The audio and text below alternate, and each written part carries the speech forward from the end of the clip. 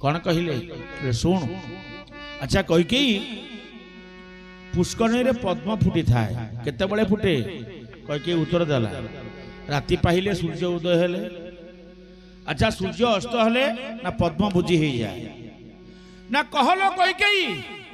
सूर्य पद्म को भल पाती ना पद्म सूर्य को भल पाए कैकेयी कहला उभय उभय को बेसी भल पाए कुमुदिनी सहित सूर्यंकर अतूट प्रेम संपर्क से प्रेमिक ये प्रेमिका जड़े उदय हेले जड़े हसब जड़े अस्त हेले आउ जड़े बुझी हो मंथरा कहला हे तोर बुझा भूल कह पद्म सूर्य को बेसी भल पाती ना सूर्य पद्म को बेसी भल पाती कैकेयी माँ कहला सूर्य पद्म को बेसी भल पाती ना भूल ना कहीं ना कह माँ कैकेयी जदि सूर्यंकर किरण उदय हवा क्षणी पद्म फुटे से सूर्य जिते बड़े ग्रीष्म ऋतु उदय हुए प्रचंड खरा सही हुए ना पद्म पोखरी रे पद्म फूलटा फुटे ना सूर्य किरण रे ता पोखरी रु पानी शोषी पंक शोषी पंक फाटिकी पद्म गछ मरी जाए खरा दिने पद्म फूल मिले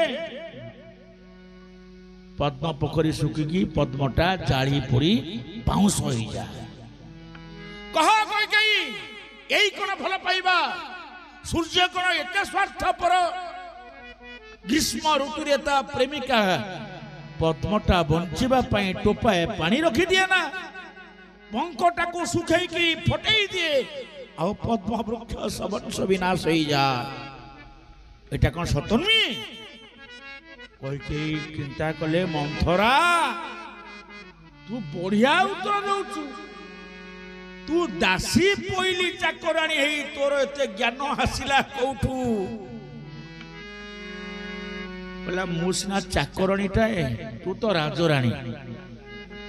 अच्छा मंथरा तू आज कहीं के कथा पचारिलु ना सुन एक कथा पचारे पद्म को भल पाए किए सूर्य ठारू अधिका सेटा बतई दबा ना किए भल पाए ना कला भंवर देखिछु कला भंवर जी शिशु काठ दामिका काठ को कोणा करी मामू रही जाए भंवर धीरे एत शक्ति अच्छी पद्म जो विकसित हुए एड़े एड़े कला भंवर कुआड़े गुणु गुणु हे भ्रमर पद्म केशर भितर बसी जीवे पद्म केशर रे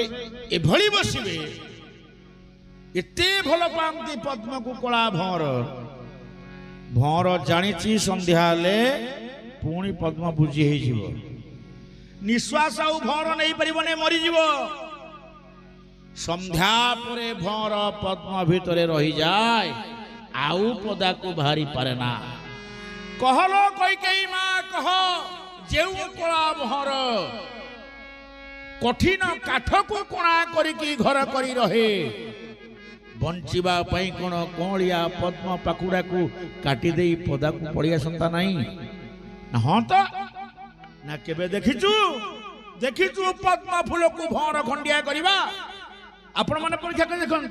भंवर द्वारा पद्म पाकुड़ा केबे कोणा हुए ना बरं ता पर दिन पद्म फुटिले मला भंवरटा ता भितर पड़ी जाए सही हो असली प्रेमिक जे प्रेमिका को कष्ट न दे निजे जीवन दे दिए कहले मंथरा तुमर गुरु हेलु मते एमती गोटे गोटे विद्या शिखा ना गुरु कलु ना सु